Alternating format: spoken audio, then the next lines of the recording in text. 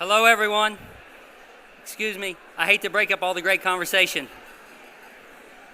but thank you. It's good to see all of you. I'm Lance George. I'm with the research team at the Housing Assistance Council. I just want to reiterate, thank you. They're an amazing team. I just want to reiterate, I think it's been said before, but it's really just great to see all of you. Thank you for coming. Welcome again. It's just so good to see people in person again. So we wanted to take some brief time today to release and just give some overview of our new and old report, Taking Stock. So David alluded to it earlier this morning, and some of you may be aware of what Taking Stock is. It was probably one of the first comprehensive reports published on rural housing conditions and poverty that we're aware of. There were some earlier reports in the 1940s, but it was first published by the Housing Assistance Council, one of our seminal publications, in 1984. I have one of the few copies of the first edition here. And what I want to do today is I'm really excited to have just an amazing panel discuss the implications and findings from the report. I'm really excited to hear what they say. I'm also really intimidated because I don't know what they're going to say, but just an unbelievable blue ribbon panel led by Dr. Teresa Singleton to discuss the report. We're going to go over tell you probably a little more about the report than what's in the report, and I'll tell you about that as well, some of the focus of what Taking Stock is. But before we get started, this is a very large report. As David noted, it's every 10 years. So it took us 10 years to put it together, right? So a very large report, and I just wanted to acknowledge a few really key people.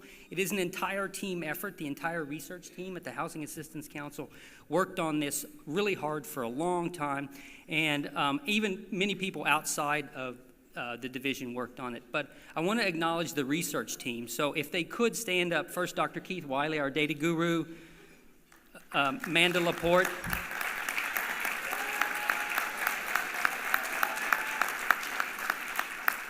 Natasha Moody,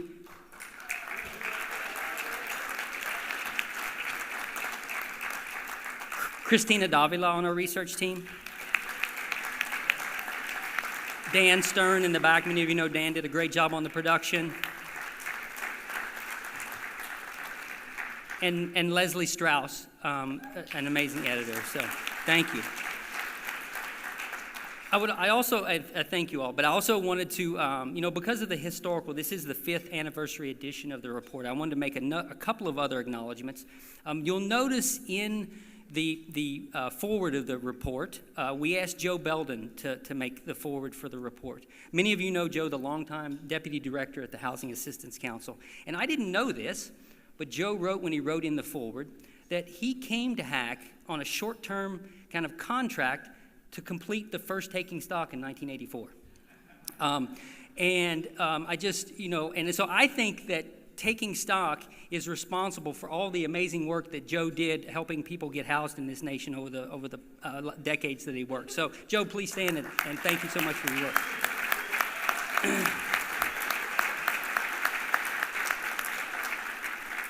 I would also be remiss if I didn't acknowledge Leslie Strauss. Leslie also worked on the first edition and has worked on all 5 editions. She was the managing editor for the 1990 edition. So Leslie, please stand up. Leslie has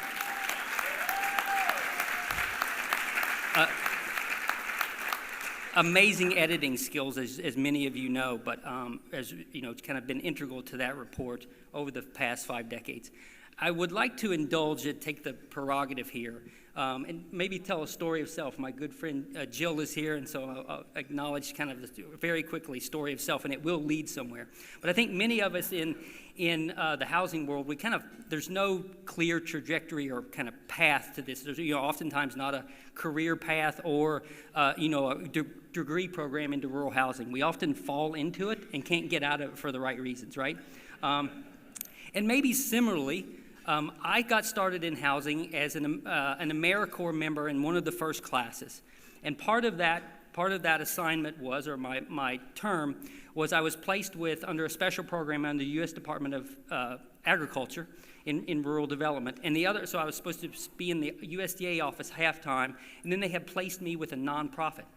And they placed me with Frontier Housing, but it was unbeknownst to them. They didn't tell them. So Many of you know Tom Carew. Tom's not here, but he would shriek, but I consider him one of my mentors. And they brought me over to him and said, "Here's your AmeriCorps member." It was new at the time. He had no idea. He didn't look a gift horse in the mouth, but he said, "Okay, thank you."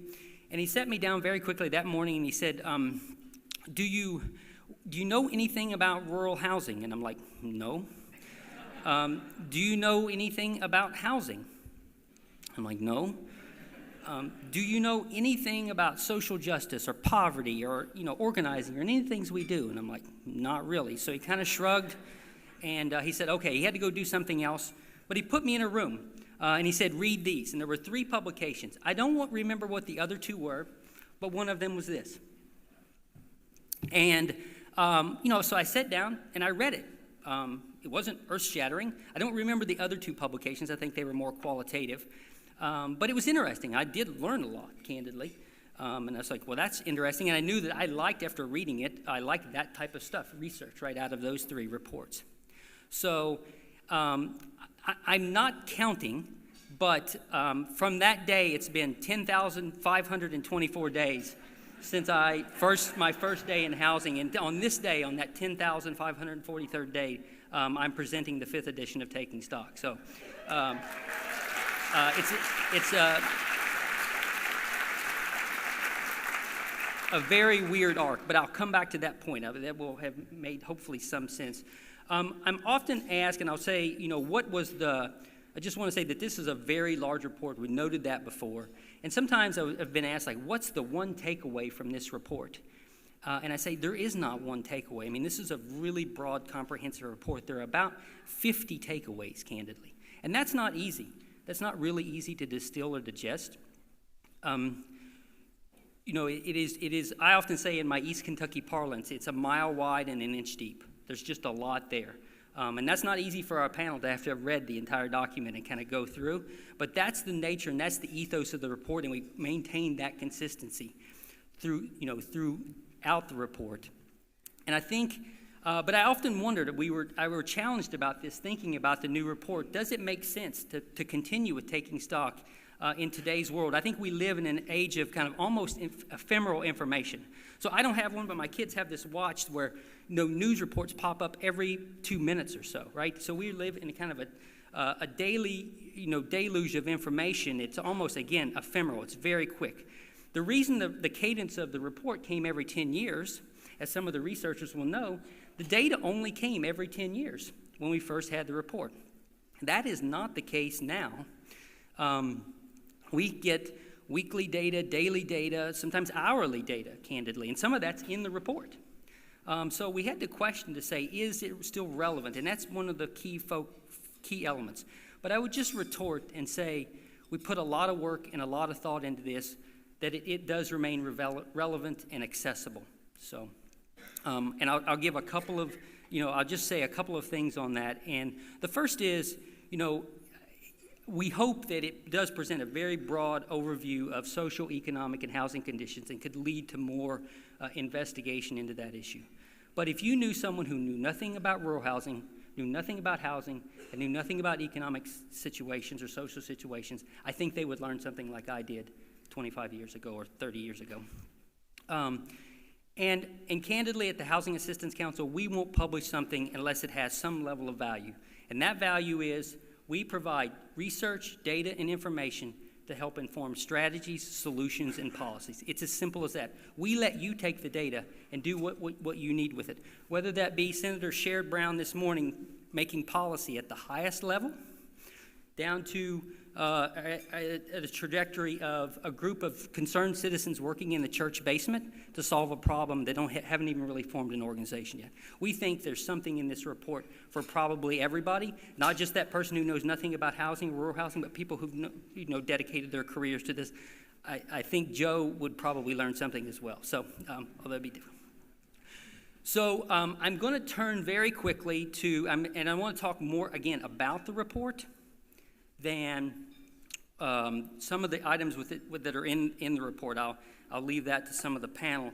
But the first report was, this report, it was typewritten on a typewriter, kind of wire bound, And I know that many of the graphics and charts were handwritten. I mean, they were, or hand-drawn. The map in there was actually hand-drawn, candidly. So I think we have evolved in that space where the report there's not a printed report. We will likely have some print run production, but it is primarily an online report. And all the graphics and all the charts are accessible. Are interactive and accessible.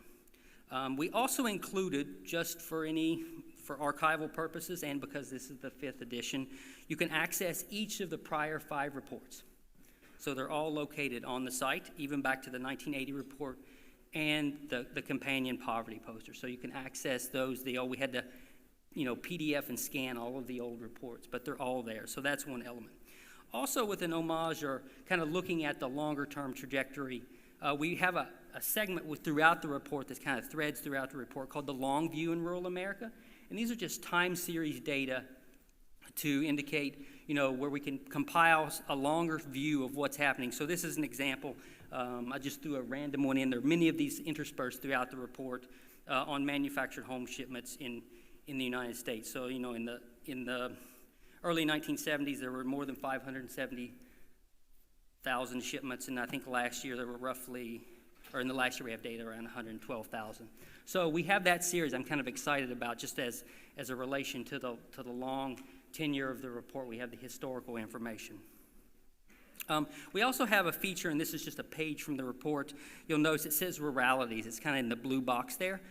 To counter some of that mile wide, inch deep, if you want to learn something more about that particular topic in that area, you just click on the link and it'll take you to much more information, right? So that's just a link, the rurality section. So focus on that in the report as well if you want to learn something more about that particular issue. And finally, something I was excited about. We had the discussion yesterday on arts in our work, and we included in the photography, I'll just say as a side note, kind of an amazing project. It's new to me. It's kind of been baby fed to me, but an amazing project where we included the photography in the report from a special a special retrospective on photography that we commissioned, and it was in partnership with the National Endowment for the Arts. Our partners, TBD, who developed this, are here. And so basically, if you Google stock images and say rural America or rural people, you would be appalled at what pulls up. But we at HACC own a collection of some amazing photography from an iconic civil rights photographer from the 1960s and 70s, George Ballas. And we decided to commission an art project to have photographers go back and revisit those communities in rural America. So he documented rural poverty and rural issues in the late 1960s. And you'll see some of that photography in the report. But we also include photography from those communities throughout the report. And I think they show a more realistic and just a dignified view of the people who live in rural America. One of the sites, Scott McReynolds and Chris Dahl from the Housing Development Alliance in Perry County, Kentucky are here, and they opened up their doors to let our photographers come in and document some of that social life. So I think that really accentuates the report. That's something I was excited to have. So I'll jump into just a few statistics if I have time, Teresa. Again, conservatively, there are around 73,000 data points in the report. And I know that because we double and triple and quadruple checked all of them. For the sake of brevity, I'm only going to cover 20,000 of those. But no, we'll go over 5 quick. Again, it's a very broad report, but kind of 5 elements that we would like to talk about within the report, keeping in the 5-decade presentation.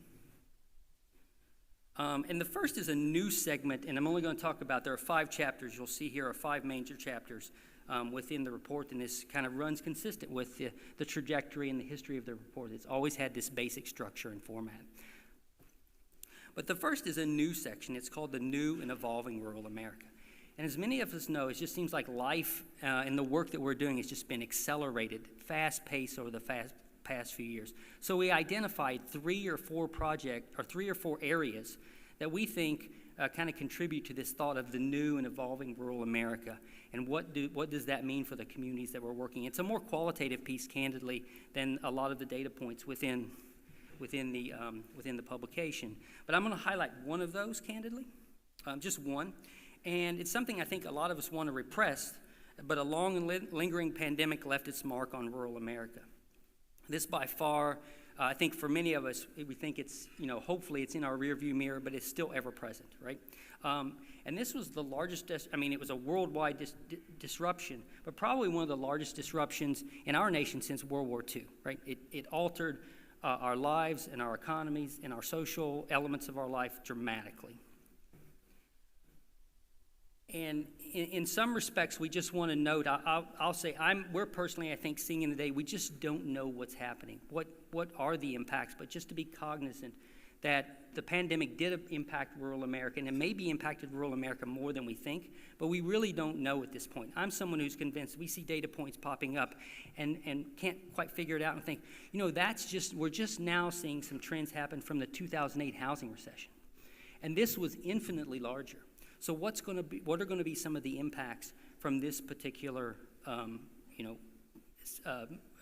phenomenon that we all live through? But rural America was impacted by the pandemic. So you'll note here in this chart, the yellow line indicates this is the death rate, the death rate per 100,000 every day through the public health crisis. So from the first identified case to May 10th, 2023, when the public health crisis was closed. And you'll notice that yellow line was basically higher throughout much of the pandemic in rural communities. In some areas, in some waves of the pandemic, was even higher. We have the case rates as well, and they hewed closer to the overall rate. But the pandemic definitely impacted rural communities. And just to give you a geographic demonstration of what that looked like, this is a map of those same case rates, cumulative case rates throughout that period, and the darker blue areas indicate a higher death rate from the pandemic over that time period. And you'll notice the darkest blue counties had a case rate of more than 100 per 100,000. So were those communities. And then the other communities in lighter blue had a death rate of more than 70%. And you'll see this trend happen a lot in a lot of these maps. You'll see it can be consistent. But candidly, we saw low-income communities, communities of color, and communities that had correctional facilities that had extremely high case and death rates in rural communities. So rural America was not unscathed. And I believe it's led to kind of a new and uncertainties across the ecosystem, and we do discuss the pandemic throughout the report, like what are some of the ramifications, some of the social, economic, and housing areas that we look at. I do want to return to the new and evolving rural America and say we really only focused on 4 major elements that we think are new. There could be many, but new and evolving. The first is, the pandemic impacted rural communities. The second is a reawakening or a refocus on race in America. And I'm going to talk about that in a minute or so. But after, the ramifications after the murder of George Floyd and various other social disruptions in the wake of kind of a reawakening on race and equity in the United States. The third element is just a reaction to how rural America is its resilience to an ever-changing climate and natural environments. This is just a huge issue that everyone's dealing with, and I think rural communities are impacted even more so, and the data somewhat bear that out within the report. And then finally, the fourth other major kind of evolving trend that we look at is just vitality and vibrance in rural communities in a 21st century America. We have many rural communities that are thriving, but we have many others that are not. They're just losing population, they're hemorrhaging people, and they have a lack of economic vitality and vibrance. And trying to focus on what does that mean really for rural America in the aggregate. So a second chapter, and this has always been in the report, Rural People and Places. I wanted to focus on the issue of race and ethnicity. Race matters in rural America. I think sometimes there's a perception because it's more homogeneous than the nation as a whole that race doesn't matter. But it absolutely does. And you'll see that it is a little more homogeneous. So these are the racial composition in the United States. The darker blue pie slice are the white, not Hispanic population, and you'll see it's a little less diverse than the United States as a whole, but still very important. And I'll look at the issue of race is very important, and just look at the trajectory in this in this trend, this chart really tells you two things, although this is some of the work that we put into this. These are normalized data as far as we could go back with our data methodology to look at the trends from 1990 to 2010, and this is really an apples-to-apples comparison. So we were not changing definitions or geographies. This is everything being held constant. And you'll notice a couple of trends here. In the darker blue area, the white not Hispanic population in 1990 decreased from about 85% of the population to 2020 to about 75. So 10 percentage point decline in the white not Hispanic population over that time period. You see a large growth in the Hispanic population. So somewhere in the neighborhood of 4% of the population in 1990 to more than 10% of the population in 2020. And that's where you see really some of the change. So rural America is becoming more diverse. It is still largely, most of the population is white, not Hispanic, but there's an undeniable trend there. And this has large ramifications across, again, social, economic, and housing characteristics and trends. That we do, a lot of these that we're focusing on, these highlights, the 5 highlights, really cross-pollinate throughout much of the report, candidly, and you'll find information about many of these elements within those specific segments. And finally on this, I would just add one other point that sometimes there are misperceptions around race and ethnicity in rural community, and that the geography of race just looks really different, and this really matters in the housing spectrum. In this map, you'll notice that we highlighted what we call the prevalence of race. So we've really moved away at the Housing Assistance Council. We've moved away from the term majority minority to just using the most prevalent racial group. We've moved away from the term minority in most of our reporting. But what is the most prevalent racial group? So that's what this map depicts. And the dark blue areas indicate that white, not Hispanics, are the most prevalent racial group in that particular area. The yellow communities, counties, are areas where Black or African American residents are the most prevalent group in those counties. The Hispanics are in light blue. They're the most prevalent racial group in the lighter blue communities.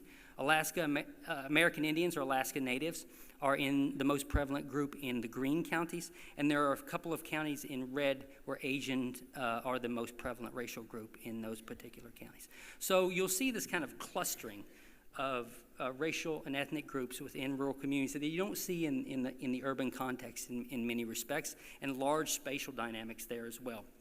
Something that I'm more interested in is the second most prevalent racial group. Now this to me looks like at the future of what race might look like in the United States. And the colors hold consistent with the exception of, you'll notice the orange counties. So the second most prevalent racial group, this was an interesting phenomenon from the 2020 census. And some of it may be due to definitional and questions, but I think it is also picking up just actual trends within demography. That the orange communities are persons of, would indicate where the second most prevalent racial group are persons of 2 or more races.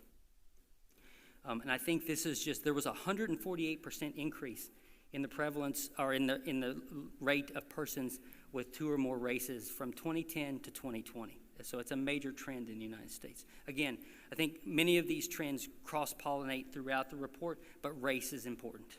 And you'll particularly notice that within the housing conditions and some of the housing analyses within the report. I'll quickly focus on the rural economy. And one element from the rural economy, we'll just talk about poverty. And I don't mean to keep bringing Joe into this discussion, but I remember Teresa and I worked on the 2000 report. Teresa she won't acknowledge being around me, but she was a hackster. She's a proud hackster. I remember Joe called. They had read the early draft, and he was just not one of the few times Joe wasn't happy, especially with me. He was always pleasant. He was like, the report doesn't say enough about poverty, and it is true. This is a key element of the report. And so we went back and doubled back and bolstered the poverty section, and I hope it meets your standard in this report as well, Joe. But it is true. It was a hallmark of the report, and I personally am someone who thinks that we overlook poverty. It's not invoked as much. It's not thought about as much. It is a complex and a contentious issue, but we don't shy away from it in this report. We focus deeply on poverty within the economic section because it is an important phenomenon to look at, particularly in the rural context.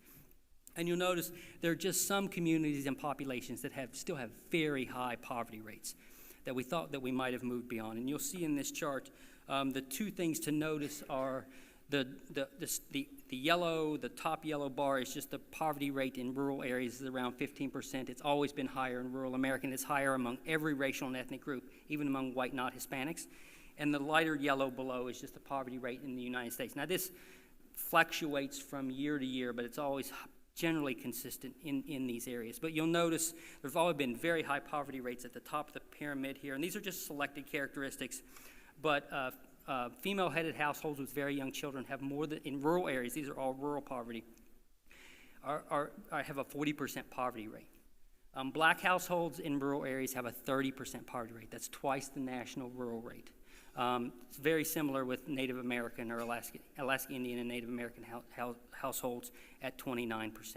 And another element that I would note that's often not looked at is that renters have 5 times the poverty rate of owners. Rural renters have 5 times the poverty rate than owners do. So a huge disparity. Oftentimes you'll see this in rural rental, the dichotomy between renters and owners. Within the report, you'll see we included maps for the poverty rate for all 5 decades of the report, going back to 1980, and in some instances we have 1970 data.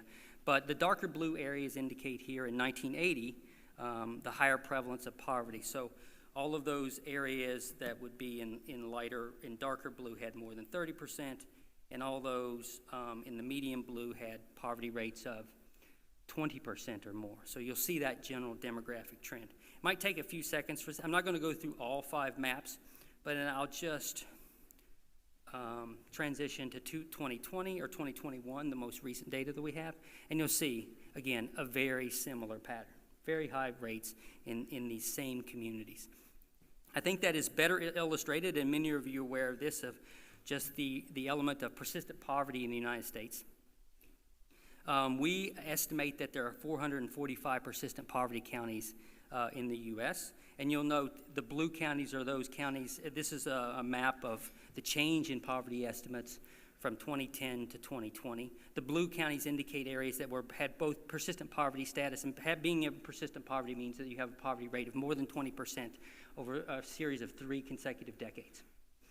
To quickly illustrate this, you'll notice the dark blue counties have a poverty rate, were both persistent poverty in 2010 and 2020. The yellow counties actually exited persistent poverty status, although likely have a relatively high persistent poverty rate. And the red counties were ones that actually came into persistent poverty status. And you'll also notice at the very bottom, for the first time we were able to calculate persistent poverty for Puerto Rico. So we now have enough data to include Puerto Rico, and all 72 of Puerto Rico's municipos, I know I'm mispronouncing that, are in persistent poverty status. They're a different color because we don't know if they were in persistent poverty in 2010. I'd make a very quick technical point about that in the report. Wherever we can, and this is great thanks to our data guru, Dr. Keith Wiley, we include Puerto Rico in the report. It's part of the United States, and we include it. So it's a lot of work for Keith. It's not easy to put those data in, but we do it. We try because we know it's important. And I'll make 2 quick, because I know I'm over time here, Teresa. Way over time, sorry. I'm going to stop there. I'm really going to stop there because we're a little over time. We'll just talk about the social and economic conditions.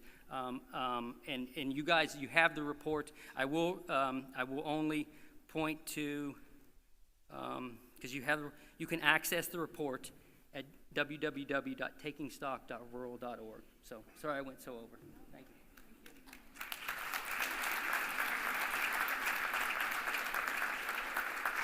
So I'm gonna jump us into this conversation, but before I introduce the panel and get into it, I do want to applaud the Housing Assistance Council. I'm a proud former HAC staff person. I'm a very proud current HAC board member. I'm Teresa Singleton. I am Senior Vice President and Community Affairs Officer for the Federal Reserve Bank of Philadelphia.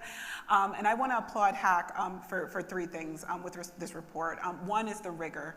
None of us should walk away from here with the ease of Lance's presentation, the difficulty of pulling these new data sets in and really doing a rigorous job in the analysis is a team effort, and he does a wonderful job leading that. I also want to congratulate and applaud the HAC leadership for investing in this project over the long term.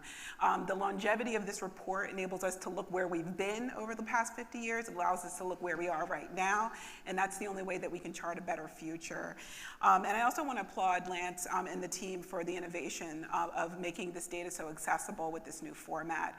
I'm a person that believes that data is not meant to sit in the halls of academia. We get that information from people, and anything that we can do to put that information back into the hands of people, to me, is the only way for us to progress and to proceed. And so I just want to thank the team again for making all of these advances, the rigor, the longevity, the innovation about putting this data in the hands of people to do things. And that's really going to be the tone of our conversation. I'm going to turn it to these three really esteemed policy and program experts, and I'm going to ask them basically just two questions. So I'm going to shortcut it for you so you know where we're going, all right?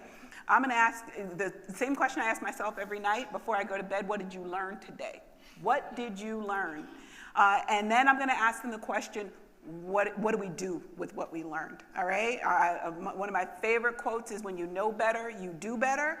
And so after reading this report, after going through all of these maps and slides and being here together, we're all much more knowledgeable. So I'm gonna start with Chris, and I'm gonna ask him to start us off with, what are two takeaways from this report? What are two things you learned? And then we'll cycle back around and ask you, what do we do with it? Great. It's great to be here, and congratulations to Lance and his team. I'm Chris Herbert, the Harvard Joint Center for Housing Studies. We put out our annual State of the Nation's Housing Report. I know what it's like to try to put together a report that's trying to provide information to inform a policy, advocacy, and industry world. It's a lot of ground to cover. They did a great job. I think the interactive nature is really to be applauded, so congrats. Two quick things. I think the first thing is something I probably knew already, but I just think the report did such a great job of bringing it home. And I will say that Lance and his team, David, are advising us when we do the State of the Nation's House, like, why don't you cover rural more? And we're always trying to get more of a rural story in. And I think the first thing that hits you is just, rural is not one place, or not one dynamic, or one market circumstance. It's so diverse. It's as diverse as urban is. And so I think the report does a great job of talking about the diversity in people, diversity in the economy, diversity in the housing market conditions. And as much as you have in urban areas, you have in rural areas, you have areas of persistent long-term poverty and economic distress. And then you have areas that were, for lack of a better term, are gentrifying. And certainly the COVID pandemic had a lot of people moving to these rural areas and driving up housing prices. So it's really hard to talk about rural because it is so diverse. But I think the report does a great job of helping us wrap our brains around the diversity and how those conditions differ in different places. The other thing that struck me is a theme that comes up in various places in the report, is that what rural areas struggle with is resources and capacity to address these issues. And when you're talking about issues that are lower density, cover a broad area, the fact that you're trying to get organizations to address that when you don't have necessarily a richness of organizations makes it that much harder. So I think that we talked about too some specific examples of the way in which our society, our economy is pushing organizations to larger scale. So the loss of banks, 57% decline in banks that are headquartered in rural areas. And what does that mean about getting access to credit? There was a loss of, I think, several hundred hospitals that were in rural areas, and the lack of medical care. I think that just all speaks to the challenges that we face in making sure that we have the capacity, the organizations, and the resources to address these broad range of problems. So I'll leave it there. Chris, thank you for that. And sorry for not introducing you. I'm That's going to do all a right. better job, and I'm going to introduce Laura Arce. Laura is the Senior Vice President of the Economic Initiatives Program at UNIDOS. And so same question, what are two takeaways from taking stock for you? No, thank you.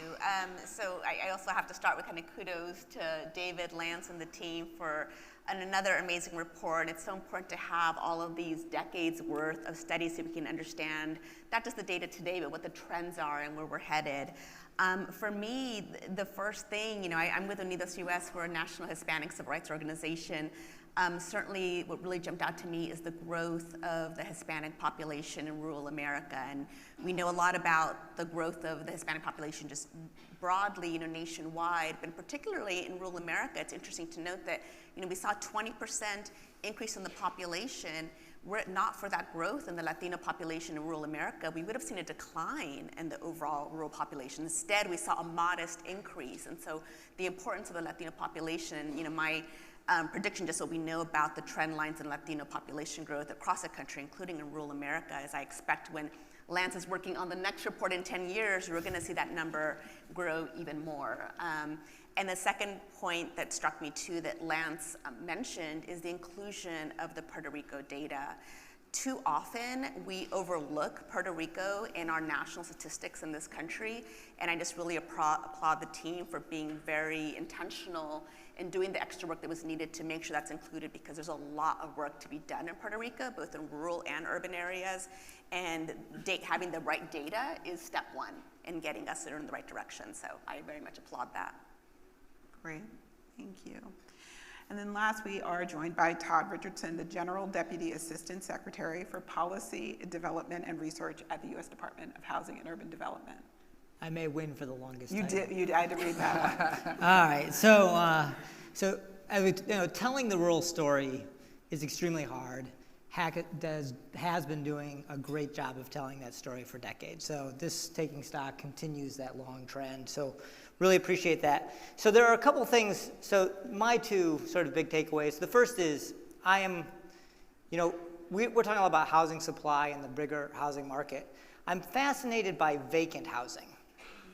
And in rural areas, we have pretty high vacancy rates. And this report says, 20% of the housing units in rural areas are vacant. But at the same time, there's no housing. So high vacancy, nowhere for people to live. And that requires sort of digging in, and this report digs in a little bit about why that is. And, we have a very high percentage of that stock that is vacant because people use it as their second home. Second homes is and so that's a sub-market that Chris is talking about here. That's a sub-market of high interest, it's been high cost. If you go to these resort areas, the low-wage workers have no place they can live, but there's a lot of housing, but they just can't afford it. And we also have the persistent poverty places where there's vacant housing, but it's just not habitable. So these are the kinds of issues that this report talks about, and I think are very important to think about for policy.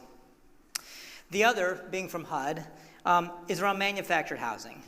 So my Office of Policy Development and Research has been sort of studying and working on factory-built construction of housing for a long time, and one of the places where manufactured housing actually does get used and built is in rural areas.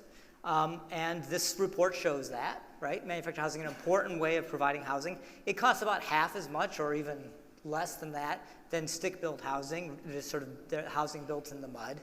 But it is a challenge. And one of the things that struck me sort of as a major here is that it turns out manufactured housing is cheap to build, but it's expensive to finance. And this Taking Stock report sort of goes into that and says, hey, most of the people with a manufactured home, they're paying pretty high interest rates because of the way we have financing available for manufactured housing. So that's a major issue that this report raises. So those are my two big ones. I appreciate that. I also appreciate the way you all have identified both some assets that rural America has to build on, its diversity, the growth of the Hispanic population specifically, as well as some challenges, the barriers around capacity and the loss of some of the hospitals and banks and other institutions. I'm going to turn to what do we do with some of the takeaways, and you're not limited to the takeaways that you identified. You can steal one from your fellow panelist or pick a new one. But what do we do from a policy and programmatic perspective? I'm going to ask you all to reflect on what are some ways in which people can think about using the data to inform better programs in their communities or better policies both locally and nationally. And I'm going to start with you, Laura. Yeah, so I'll start with, for me personally, I very much was focused on, the growth of the Latino population in rural America. And for me, we're a national organization, so we work across the country. Just the importance of being very intentional about recognizing what the challenges and opportunities are that uniquely are within rural America for Latinos and the housing work that we do, especially around home ownership. So for me, it's very much kind of having the statistics and the data helps us be very focused on kind of the path for what are the challenges and opportunities we should be focused on right now. So for me in my work directly, I think for all of us collectively, there's a real strong call to action in this report on the need to address the affordability crisis that is, that rural America is facing. It's not just an urban housing issue. It's very much front and center rural America. And I think looking at it through the intersection of the other, what are both kind of challenges and opportunities that are highlighted in the report. So whether it's the, increased diversity in the population, whether it's, the work being done on climate resiliency, and also around the diversity in the housing stock itself. Like I think, rural America could be at the forefront of being very creative and innovative how we address our affordability crisis in this country. And so for me, this report is very much a call to action for all of us to address that. Great. Todd, Am I up next? you're up next. What do we do? Well, so I'm opportunistic. I'd like many years of government work says you should look and see what's available to you now, given what the resources that are available. And I think right now, one of the things that this report features is about sort of energy efficiency is a real challenge in rural areas. We have older housing stock. The time is now in terms of sort of like attacking a lot of those energy efficiency challenges. Because of the Inflation Reduction Act, there are lots of tax credits. There's rebate programs that other agencies have. So this is really the time to sort of look and say, we have a lot of existing housing stock. This is a good time to focus on how can we get that stock so it's more energy efficient, because that's good for affordability, that's good for the environment. So I think this is a good time to sort of like get into everybody sort of like thinking about how can we tap these resources that are there. Can I push you just a little bit and ask you to reflect a little bit on Chris's comment about capacity and how the needed capacity in rural communities in order to take advantage of those energy efficiency opportunities? Well, so there are certainly, we have a lot of existing infrastructures that exist out there to try to do this. I was thinking recently about our public housing programs as being, we have a lot of public housing authorities in rural areas. They play a role. They exist. Maybe they have another role that they could play beyond the role they've been playing, because many of them are still in rural areas, having developed some capacity there. So that's a possibility of some avenue. Appreciate that. Chris? So I'm going to go back to kind of my takeaways in some ways to frame what I think should be done. And one of them is I think we have to start by thinking about our programmatic interventions with the nature of the landscape in rural areas. And so we think about, I was talking with Andrew Winter about the tax credit program in the part of New Hampshire, Vermont, where he operates, and he's doing 20-unit, 30-unit buildings. So we structure programs. Do they work when you're doing 20 units or 30-unit buildings? How do we need to structure programs that work in areas that are much smaller scale development. So I think we have to think about programs operating, and I think that probably means is that we have to tailor specific programs for rural areas and not assume that urban programs can just be adapted to rural areas. I think we also have to,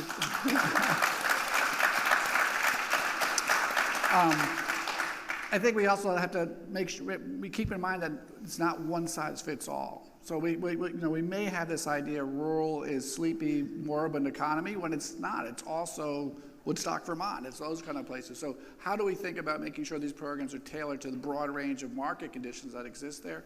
And lastly, I think we really have to consciously think about capacity building. So there was a mention about HUD's Rural Capacity Development Program. I don't know a lot about it. I want to learn more about it, but I want to give HUD a shout out that they're thinking about it, because I think we can't just say we're going to make money available, put it out there. If there's no capacity to absorb it and deploy it, then we need to build that, because those organizations have to have some operating funds in order to get staff, attract staff, and operate at a smaller scale. So, wow.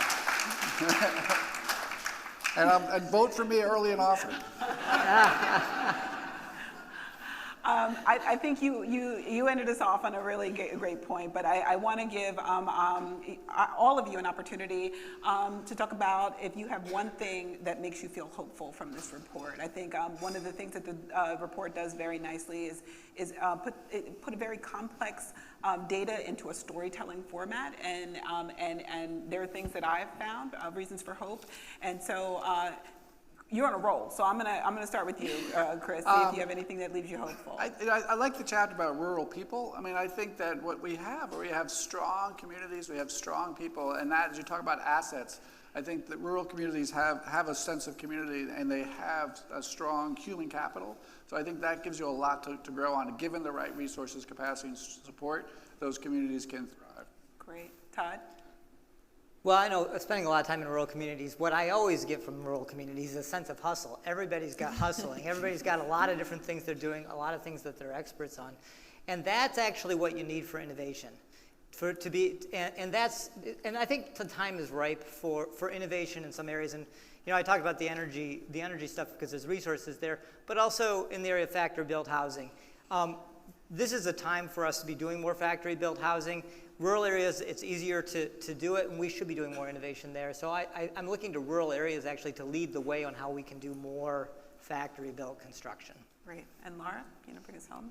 Yeah, so it's a little bit of both responses that my fellow panelists shared, and for me it's really personified by the powerful photographs that are part of this year's report. If you look at those photos alongside with the data, you see family, you see community, you see resiliency, all of that is in those photos, and it's like that. If you ever need some hope, just look at some of those photos, and they're really inspiring. Thank you. I want to ask you to join me in thanking Lance and the team for the research and this wonderful panel for their comments and commentary on the report.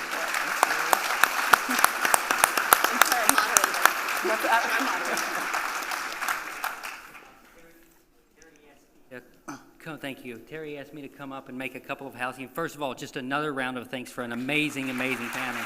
Thank you, Chris. Thank you, Todd. Thank you, Laura. And thank you to the